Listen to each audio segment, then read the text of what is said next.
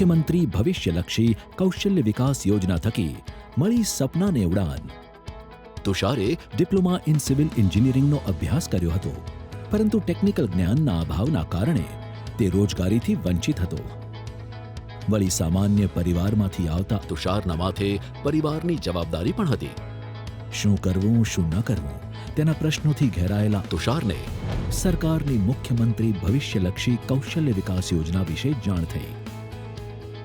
અમદાવાદના યુવાને ડિપ્લોમા પછી MBKVY યોજના હેઠળ સોલર ટેકનોલોજીનો કોર્સ કર્યો.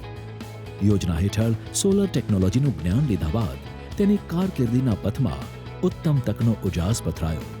તુષાર અત્યારે મલ્ટીનેશનલ કંપનીમાં કામ કરી રહ્યો છે. મેં 10 પાસ પછી ઝેવિયર ટેકનિકલમાં ITI કરેલ છે. મને ADS ફાઉન્ડેશનનું લોકેશન સરે આપ્યું.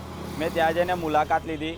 ત્યાં મને સારી એવી માહિતી મળી. મેં ત્યાં 45 દિવસનો ટ્રેનિંગ પીરિયડ કર્યો હતો. ત્યારબાદ મને ત્યાંથી પ્લેસમેન્ટ કરવામાં આવ્યું સનટેક એન્જિનિયરિંગ GIDCમાં મકરપુરા. મેં ITI પણ સોલાર કરી હતી.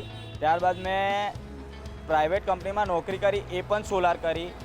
ત્યારબાદ મેં સંસ્થામાં બનવા ગયો, ત્યાં પણ સોલાર કર્યું અને અત્યારે પણ સોલારમાં જ નોકરી કરું છું. સરકારશ્રીએ આ તાલીમ કેન્દ્રો શરૂ કર્યા છે અને મારા જેવા વિદ્યાર્થીઓને સારી એવી તક મળી છે, તે બદલ સરકારશ્રીનો હું આભાર વ્યક્ત કરું છું.